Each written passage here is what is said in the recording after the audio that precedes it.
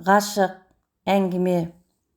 Екі дос түркінің байырғы астанасы Түркістан қаласында сағыныса кездесті. Кездеспегендеріне 15 жылдан асыпты. Екеуі баяғыдай таң атқанша әңгіме айтуды ойлады. Неге екені бұлар еш сөйлесе алмады. Зорланып көрді, сөздері еш қабыспады. Студент кезінде Мәди туған ағасының арақ құмар содыр болғанына жаны тұншығып, қиналып жүріп, ақыры ұйқысыздық ауруына тап болды. Сонда осы Ермат жанында таң атырушы еді. Таңды көз шырымын алмай отырған екі дос университеттің маңындағы үлкен докторханаға барды. Қай жерің ауырады? Таң атқанша ұйқым келмейді. Тамырын ұстап отырған, жас болса да ең үлкен дәрежеге қол жеткізген тығыршықтай домалақ жігіттің көз терісі жан-жаққа шашырай тырысып тұр. Пұшық мұрнын көтере қалың сұрақтың астын алды. Жүретін қызың бар ма? Жоқ. Түнде бойдан кетесің бе? Өте аз. Ащы суға барсың ба? Жоқ. Достарыңмен көп қыдырасың ба? Өте аз. Оқуың қалай? Өте жақсы. Жә жігітім, жақсы. Сен жақсы қыз тауып, махаббаттың балдамын тат. Аздап ащы судан ұртта, бусанып ішіңді босат. Қызыңды ертіп басқа қалаға қыдыр, барлығы орнына келеді. Бір-біріне жымыңдаған достар қақпадан шықты. Жатақханаға келе сала, фото альбомын ашып, досына қыз таңда деп тырқылдай күлді Ермат. Мәдидің отбасы дәстүрлі тәрбиені мықты ұстанған, күнәсіз өсті, оқуы жақсы. Үздік жоғары оқу орнында студент. Енді доктордың тұнығыңды шайқа дегені жан үшін іштей оған дайындалды. Мәди суретке көз қыдырта қарады. Жалғыздан, екіден, үштен түскен фотоларды аз қарап өткізе берді. Топталып түскен қалың қыздың суретіне көп қадалды. Мына қызды деп екі беті алмадай, көзі тостағандай, құлағы кішкене, ұзын бойлы Айманды таңдады. Жанына құрбысын ертіп сенбінің кешіне Аймандар шықты. Екі дос қос қызды ортаға алып жаяулап келеді. Қалың тал теректер бұларға танымаған адамдай иіле қарайды. Көшеде көліктер өз жарығын өзі қуалап барады. Төбелеріндегі шырақ сығырая жанады. Күндіз ыстық әрі қапырық қаланың түні мұндай тамаша деп ойламапты Мәди. Шағын қала, көп сапырылысқан адамдар ілегі жоқ, жаяу жүргіншілер жолында өздері сияқты қыз-жігіттер сыңғырлай күлген, түнгі даусы алысқа бармай-ақ теректердің басына ілініп сылдырлайды. Қызының үстіне мініп алған жігіт түсініксіз тілде бұларға айқайлайды. Қыз қинала басып зорға келеді. Бөтен ұлт болғасын үнсіз өте береді. Бұларға күлуге әлі ерте. Өз тобындағы Айман мен Қамарға Ермат саяси тақырыпта әңгіме қозғап келеді. Екі қыз не қостамайды, не теріс демейді. Оларды ұнатқан ұнатпағанын қараңғы түн жасырады. Мәдиге досының әңгімесі еш қызық болмады. Көңілі алып ұшып, қыздардың беттеріне жаққан, үстеріне себінген иіссуларының иісін иіскеген сайын жаны кіріп барады. Шіркін, қолын ұстаса қандай керемет. Ары қарай ойлауға батылы бармай, тіс-тісіне тиіп, денесі дірілдеді. Оны да түн жасырды. Күндіз жүрсе, бірдемде жетіп баратын базарға бұлар жете алмай кетті. Бір такси зырлап терезесін түсіре, ақырын кетіп барады. Көлікпен барайық деп қолын соза таксиге ысқырды Мәди. Қыздарға одан сайын жақындағысы келіп, кішкене ұзаңқыраған көлік бірден тоқтап оларды күтті. Түнгі базар қызып тұр, жақындағаннан етегіне жабысты. Үстелдің беті сірескен аз, қайсын жерін білмейді. Қыздарды құшақтаған жігіттер қолына рюмкасын ұстап, басын аспанға көтереді. Бұлар да бір демде осылардың қатарын толтырып білінбей кетті. Қыздар екі жігітпен тез үйірлесті. Жақын танысқан қыздар Мәдиді ұнатты. Сол күні бұлар алдын ала жасалған жоспар бойынша қонақ үйге барып, төртеуі бір бөлмеде отырып, ащы суды ермек етті. Тұңғыш ұрттағанына қарағанда Мәди доктордың ащы теріңді шығар деген сөзін есіне алып, енді еркін сімірді.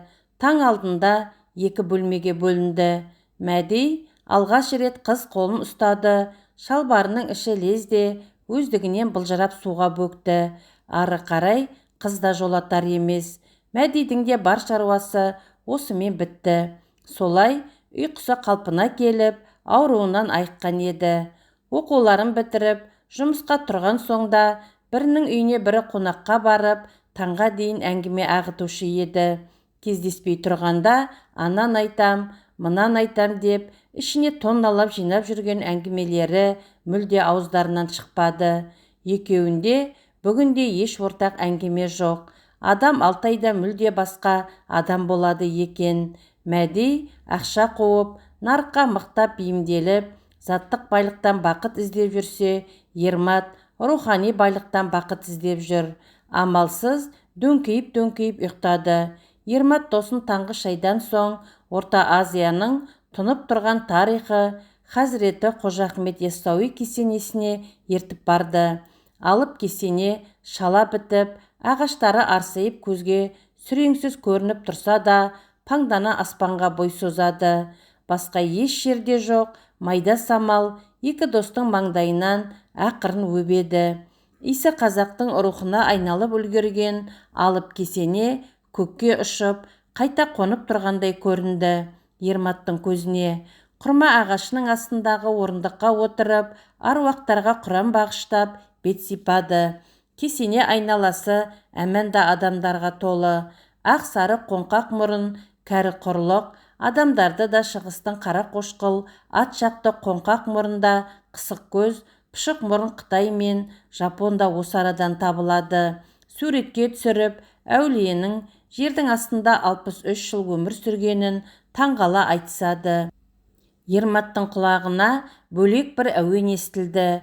Әурет жері толығымен жабылған аппақ арық қыз оң босағадан бастап, әр затқа тіл бітіріп, ескі жәдігерлерді таныстыруды бастады. Мәди оның нұрлы жүзін көрген жерден өзін жоғалтып, талықсып жер бетінде өзінің бар жоғын білмей, салмағы азайды. Ауада ұшып жүргенде күй кешті. Өлерде ғашық болды. Ауырды, қатты ауырды. Тамаққа да басқаға да зауқы соқпай, сүлесоқ күй кешті. Сол арық қызды қайдан көрдім де өзін жек көреді. Артынша көргеніне өзін бақытты сезінді. Есіне ол бейне еш кетпеді. Қызды іздеп түннің өзінде досына білдірмей қақпа алдына қайта шықты. Таңға зорға шыдады. Ертесі Ермат жұмысқа кетті. Мәди кесене алдына барып, арық қызды күні бойы күзетті. Кесене ішіне сан мәрте кіріп те шықты. Жұмыстан шыққан оның соңынан далбалақтай жүгірді. Ештеңені сезбеген паң қыз адымын тездетіп кетіп барады. Жанына қатарласа барып, сәлеметсіз бе деп алқына амандасты. Сіз мені біреуге ұқсатып тұрсыз ба? Жоқ, өзіңізге ұқсатып тұрмын деп кекештене тіл қатты. Кімге дейсіз? Деп қыз жандағы домалақ жігітке басқаша қарады. Сізді өзіңізге ұқсаттым. Не дейді? Мен сізді танымаймын деп қыз одан сайын қашқақтады. Арыстанбап сахаба пайғамбарымыздың тапсыр деген құрмасын 400 жыл ұртына салып жүрді. Ақыры Түркістан медресесінде білім алып жүрген бала шәкірт Ахметке аманатын берді. Қабығы ашылмаған, құрғақ қалпында сақталған құрманы аузына салған бойда жеп қойды. Аузынан құрма кеткенде жаны бірге кеткен Арыстанбап сахабаны өз тапсырмасы бойынша бала Ахмет ақ киізге салып, нар түйенің үстіне артты. Түйе айдалаға барып шөкті, сол жерге жерледі. Әкесінің бүкшеңдеп қартайған шағында ауласында көкөністің арам шөбін жұлып жүргеніне жаны ашып, жатарда дұға жасаған бала Ахметтің тілегін Алла қабыл етіп, азанда арам шөптің барлығы солып қалды. Мұны байқаған әкесі ішінен баласының хикметін сезіп, қайда оқығысы келсе де батасын берді. Білім қуған Ахмет Бұқараға барып, Юсуф Хаммадниден білім алды. Оқығаны есіне еш кетпеді. Илахи ілімдерді жетік білген ол, шариғатты берік болып, тариқатты ұстанды. Ұстазына қол беріп пір тұтты. Елден оңаша рабыта жасап, көкірек көзін ашты. Алланың нұрымен қауышты. Нәпсін жуасыту үшін дәруіштік жолды таңдап, дүниені тәрк етті. Қатын баладан безіп, бір Алладан қорқып жылады. Жаратқаның дидарына ғашық болды. Жатса тұрса, Алланың жамалын көруді аңсады. Пайғамбарымыз Мұхаммед Мұстафаға өлі өшіп іңкәр болды. Ғашықтықтан ауырды, ғашық шарабын ішті, мас болды. Елден оңашаланып, өзін жоқтан бар қылған Алланы ойлады. Пайғамбарға салауат айтып, тасауфта болды. Осылай өзі ұстаздық дәрежеге көтерілді. Туған жерге туыңды тіктеп, өз туған жері Түркістанға келді. Туған халқын тура жолға шақырды. Таза да шынайы жүрек ілімін үгіттеді. Көкіректің бес көзі қалып, рух, сыр, ихпа, кафиді ашуға барынша құлшынды. Бір молданың артында 40 шайтан үнсіз бой, уас-уаса оған тыныштық бермеді. Тыныштық іздеп, елде оңаша тау қуыстарында нәпсін әлсіретіп, шайтанмен күресті. Аллаға барынша жақындады. Түнімен жылады. Үрей мен үміттің ортасында сопылық жолда мықты ұстады. Өз туған топырағы Түркістан жерінде бар күш-жігерін салып, Құран, хадис, фих ілімдерін 99 000 адамға үйретті. Сопылық мектебін жер бетіне жайды. Алланың дидарына ғашық болған Қожа Ахмет пайғамбарымыздың 63 жасында Алланың рахметіне қауышқанын сүннет деп жердің астына түсті. Күнімен ораза, түнімен намаз оқып, топырақ пен тастың үстінде аз демалып, қайта тұрып, пайғамбарымыз Мұхаммед Мұстафа салауат айтты. 61 күнде адамзаттың асылы пайғамбары Мұхаммед Мұстафа шапағат жасап, құл Қожа Ахметке дастарқан жіберді. Ұстаздары жер астына тірідей түскенде, бүкіл Түркістан аймағының адамдары өздерінің өлетінін, бұл өмірдің қысқа да мәнсіз екенін біліп, имандарын 40 кез көтеріп, жер бетінде сопылық ілімді мықты ұстанды. Атартаңды көзілмей атырған мәдей арық қызды көруге тағы келді. Қыз оған енді көз қырында салған жоқ. Асығыспын, 2 күнде кетем деп келген ол, қатын баласын ұмытып, кесенедегі ғылыми қызметкер тақуа қызға ғашықтықтан күйіп жанды. Тым болмаса, менімен бірге түстенші деп, оны кафеге шақырды. Қыз жанына бір құрбысын ертіп шықты. 2 дос, 2 қызбен 4 болып, көл көсір ас мәзірмен дастарқан басын толтырды. Мен сізге ғашық болып қалдым деп, сөзді төтесінен қойды мәдей. Рахмет сізге, Алла ырза болсын сізге. Ғашықтық деген ол жақсы. Сіздің сол сезіміңізді сыйлап, өз жайымды айту үшін келдім. Негізі, ғашық болу, адалдай ержүрек, мейірімді адамның қолынан ғана келеді. Ал мен сіздің ол сезіміңізді қабылдай алмаймын. Жүрегімнің жартысын сұраған жанға 1 жылдың алдында сеніп тапсырғанмын. Сіз ренжімеңіз, қамықпаңыз. Жақсы көрген жандар арғы дүниеде кездеседі. Сонда кездесерміз. Өзімнің не істеп жүргенімді білмеймін. Кешір мені. Сізге бір суретімді берейін. Соны алып, ауруыңызға дәрі ретінде пайдаланыңыз. Сөзім бітті. Мен енді жұмысқа кешігемін деп, фотосын стол бетіне қалдырып, орнынан тұрды. Суретті бас салған мәдей үнсіз меңірейді. Ермат жарты күндік жұмысын тастап, досымен алғашқыдай емес, кішкене әңгімелесті. Сен өзің сондай бір тақуаға ғашық болғаныңды қара деп досын аяды. Кеш бата досын Алматыға көлікке мінгізді. Суретті төс қалтасына салған мәдей бір түрлі қуанып, досын қайта-қайта құшақтады. Жүрегі атша толап, көзінен ыстық жастар төкті. Ғашықтықпен өткен күндер ғана өмір, ал басқасы жай күндер деп, Түркістаннан қозғалған көлік ән салып бара жатқандай. Өмірдің мәні бір нәрсеге ғашық болуда екен-ау деп, досының артынан қызыға қарады. Біреулер Аллаға ғашық, біреулер отанына ғашық, біреулер ұлтына ғашық, Біреулер отбасына ғашық, біреулер жұмысына ғашық, біреулер араққа ғашық.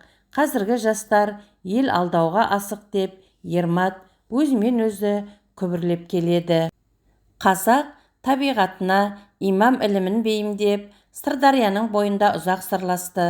Өлең жырмен, дастанмен, мақал-мәтелмен бар әлемнің сырын жеткізіп, Қожа Ахмет далалық исламның негізін салды. Бір жолы аспаздарына бір мақал айтуды бұйырды. Сонда ол кішіпейілділігін байқатты. Менің сіздер тұрғанда сыр айтуға шамам келмес. Ақыл ауыз, ырыс жұғыс деген біздің жанымызда ұзақ жыл жүріп ештеңе жұқпапты. Мынаны қол-аяғын байлап суға лақтырыңдар. Көп қорқытады, терең батырады. Қол-аяғын шешіңдер деп аспаздың аузынан шыққанды қатқа түсірді. Қазақ хандары шетінен құл Қожа Ахметті пір тұтып қол берді. Руханияттың биігінде өмір сүріп, тасауф жолын ұстанып, тақуалықпен ел басқарды. Абылай хан Көкшетауда қайтыс боларында өзін пірінің жанына жерлеуді өсиет етті. Қыстың кезінде баратын жол жоқ, халқы ханның сүйегін 6 ай бойы балға салып сақтады. Жол ашылған соң Түркістан жеріне әкеліп жерледі. Аумағындағы жерленген қауымға әулиенің о дүниеде шапағат ететін, жақсы білетін діндар жұрт ел ішіндегі атақты хан, сұлтан батыр, бағлан абыз би-шешендердің өсиетін жерге тастамай, қанша алыс болса да ұстаздарының жанына әкеліп жерледі. Бүгінде сезінген жанға үлкен мазар өз алдына бір күй шертіп тұр.